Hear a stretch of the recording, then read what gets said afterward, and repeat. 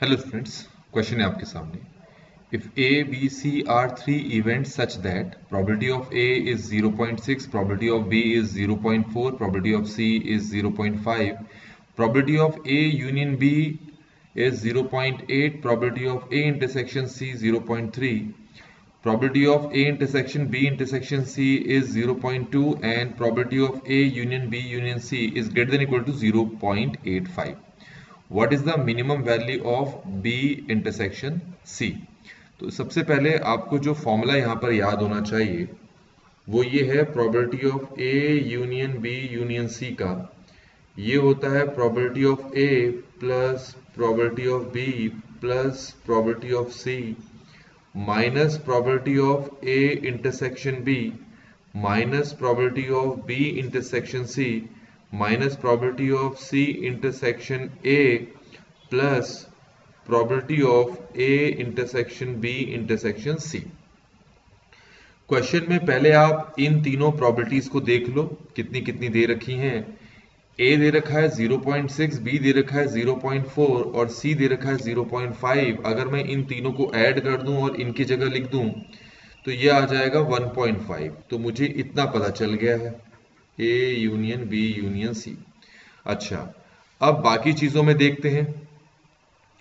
ये हमें दे रखा है 0.2 और A इंटरसेक्शन C दे रखा है हमें 0.3। A इंटरसेक्शन C ये है, ये हमें दे रखा है 0.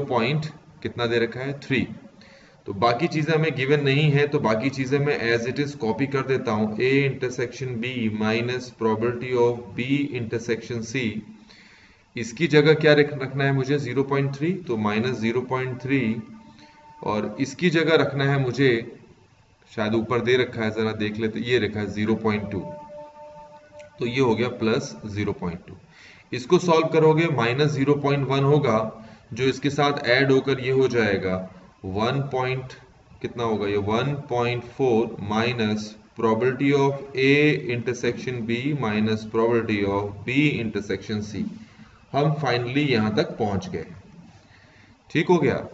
अब यहां पर आप ये देखें, आपको क्वेश्चन में probability of A union B दे रखा है जबकि हमें चाहिए probability of A intersection B। हमें ये पता है कि probability of A union B plus probability of A intersection B equal होता है probability of A plus probability of B। Actual में ये यहाँ होता है फॉर्मूला, बुक में अगर फॉर्मूला देखोगे तो मैंने इसको यहाँ ले आया। ठीक है, अब इसमें जो जो चीज पता है वो पुट कर लेते हैं हम। ये पता है हमें 0.8 plus probability of A intersection B और ये दोनों कितने कितने हैं जरा देखोगे 1 है, तो यहां से मुझे probability of A intersection B कितना मिल जा रहा है 0.2 मिल जा रहा है। तो मैं यहां पर इसकी जगह 0.2 रख सकता हूं, तो मुझे मिल जाता है probability of A union B union C equal to, इसकी जगह 0.2 रखना है ना, कितना रखना है 0.2, तो इससे माइनस हो जाएगा तो आएगा 1.2 minus probability of B intersection C। यहां तक आपको समझ में आ गया। अब आते हैं क्वेश्चन में दो पार्ट्स हैं। एक पार्ट में तो आपसे कहा है कि आपको B इंटरसेक्शन C की मिनिमम वैल्यू फाइंड करनी है और दूसरे पार्ट में आपको कहा है कि B intersection C, probability of B intersection C की मैक्सिमम वैल्यू फाइंड करनी है। तो मुझे इसकी मैक्सिमम और मिनिमम दोनों वैल्यूज चाहिए, तो मैं इसको ऐसे लिख लेता हूं B intersection C equal to 1.2 minus probability of A union B union C।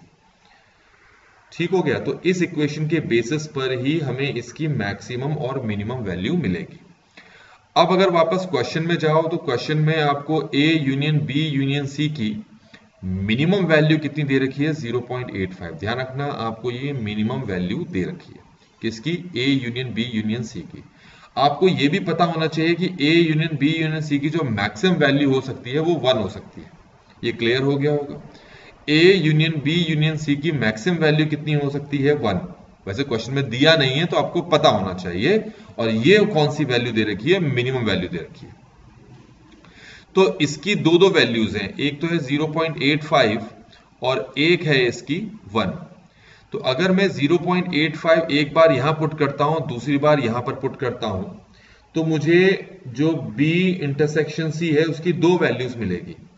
अगर मैं 1 पुट करता हूं तो मुझे मिल जाएगा 0.2 और ये है B इंटरसेक्शन C।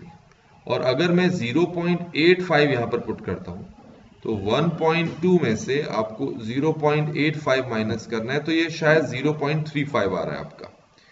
तो आपको इसकी वैल्यू कितनी मिल जाएगी? 0.35।